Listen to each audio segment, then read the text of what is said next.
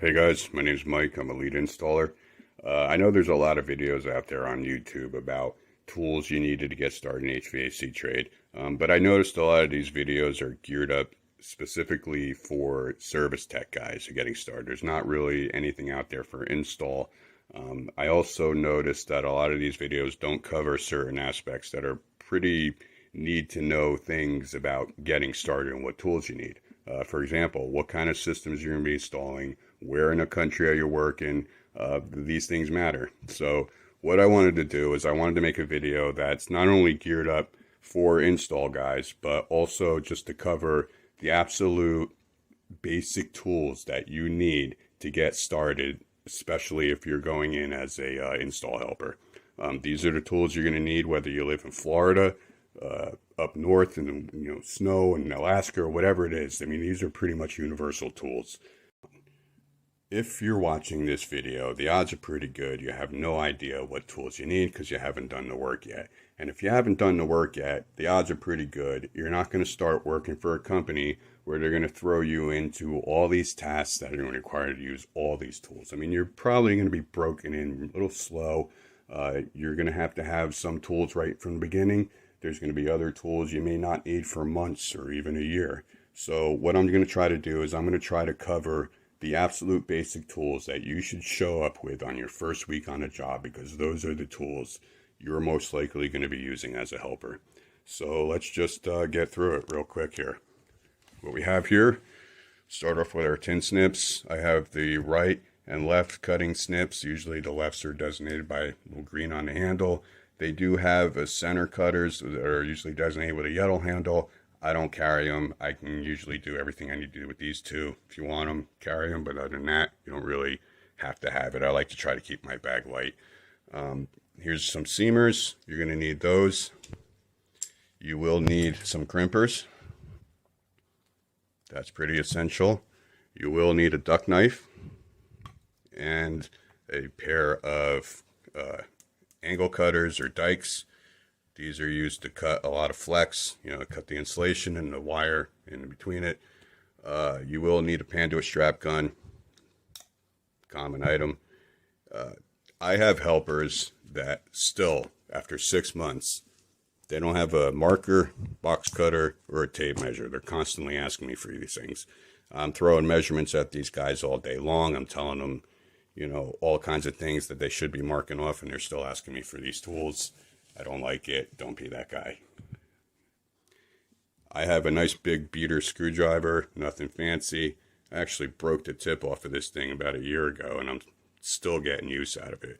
And the hammer, these two items are used just to bang holes into sheet metal so you can get your tin snips in there and start cutting holes out for collars. Pipe cutters, I have the large and the small ones.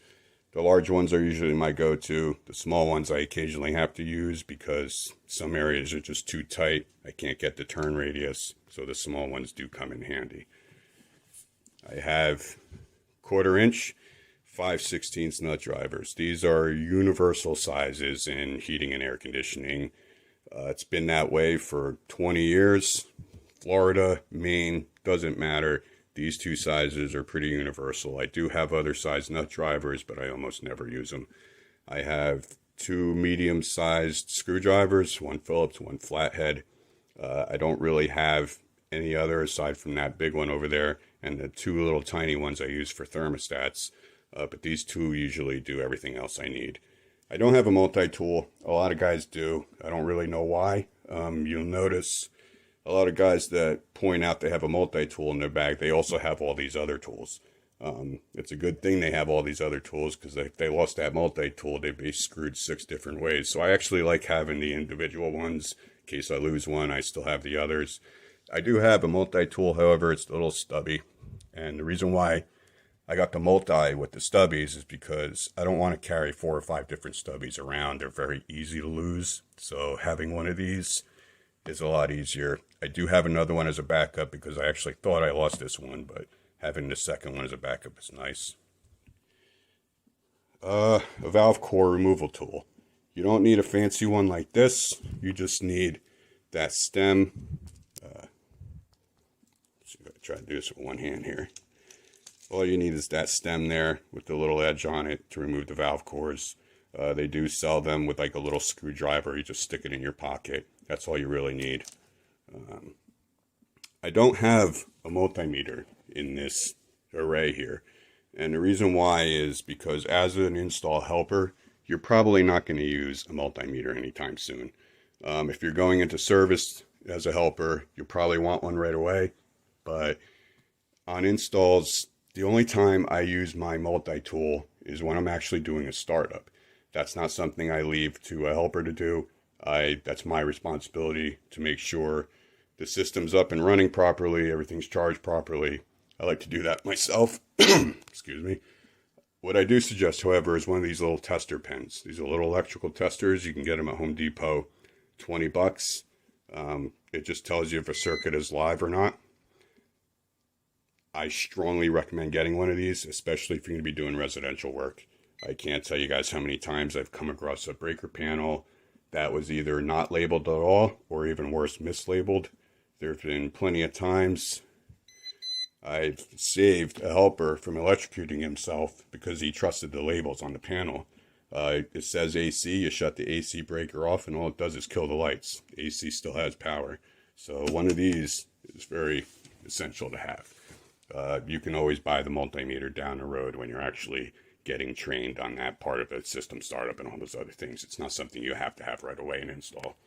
Let's see. Wire strippers and linemen's pliers. You will eventually be, introduced to doing electrical work. You'll need those two items. Of course, you need a service wrench to open up the ports on a condensing unit. Let the freon out. You will need a little torpedo level. When you hang a unit in an attic or you're doing condensation drain lines, you want to make sure there's a pitch on there. So you want one of those to make sure you're doing it right. Channel locks. I have two adjustable wrenches. I actually like these really wide jaw wrenches. And you'll notice they have a very low profile on them, very skinny. These have actually helped me out a lot of jams. I really like these. I do have another smaller pair of the traditional adjustables that are a little thicker. I usually use this as a backing wrench when I need to use two wrenches together. But these are really cool. I suggest you get one of those. Pvc cutter. Obviously need one of those. You will need a drill, of course. I actually prefer 12 volt. I do have two 18 volt drills in case I need them. But the 12 volt is smaller, it's more compact, it's lighter, it fits in my bag a lot easier, and it does pretty much everything. I just do straight residential. If you're doing commercial, I do suggest getting an 18 volt, but whatever drill you do get, make sure it's kind of thin and narrow. You're going to be getting into a lot of tight spaces, and you don't want this really big, long drill. So that's that. The only other thing here, finally, is pipe wrenches. Again, this is really going to be conditional based on where you're working in the country, what kind of environment you're working in. When I was doing this stuff down in Florida, I don't remember ever using pipe wrenches.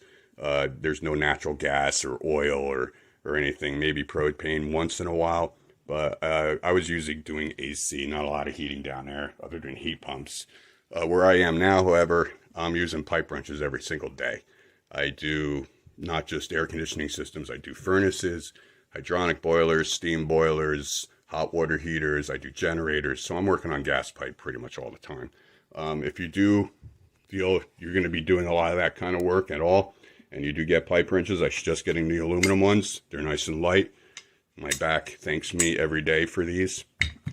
I do have the heavier ones, but I switched them out for these just because it's a lot easier on my back. And that's it. That's pretty much everything you really should show up with on your first week on the job. That'll cover a lot of stuff. The only thing I don't have here are gauges. As a helper and install, most guys carry two sets of gauges around these days, one for 22, one for 410, because these refrigerants aren't compatible with each other. You really don't want to cross-contaminate them. And unless you want to purge out and clean your gauges every single day, having the two gauge sets really makes things a lot easier. As a helper, I would suggest at least having a set to recover 22, because All the stuff we're pulling out these days is R22, but everything we're installing is 410. So as a helper, you're probably going to be tasked with recovering the old refrigerant out of the system, pulling the old system out. But you're probably not going to be tasked with the system startup.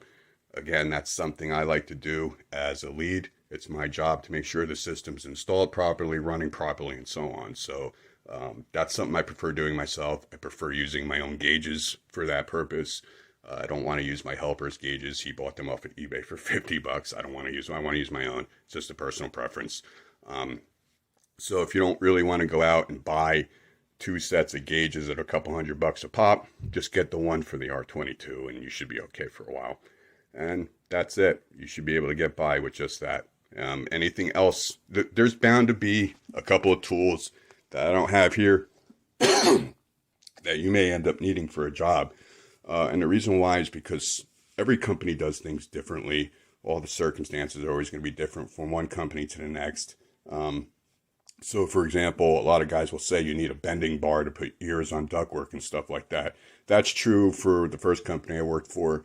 I don't use it at all for the company I work for now. So I would actually strongly suggest you guys just stick with these basics for now and then wait and see what you need from there.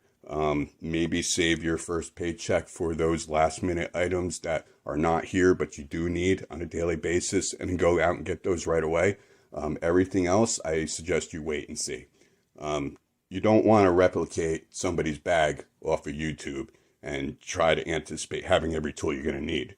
Because like I said earlier, everybody works at different companies, everybody works at different places in the country, everybody's installing different equipment, and if you try to replicate somebody's bag off of YouTube, you're going to end up with tools you're never going to use. You're going to end up with tools that might not be what you need. So it's always better to actually start the job, see what the other guys you're working with are using, and try to replicate their bags because they have already gone through the process of doing all the work that you're going to be doing and figuring out a system that really works for them. So replicating their bag is probably going to be a lot smarter than somebody off of YouTube. But this is the basic stuff, universal. You'll be needing this stuff almost immediately in a lot of cases. And that's it. Good luck.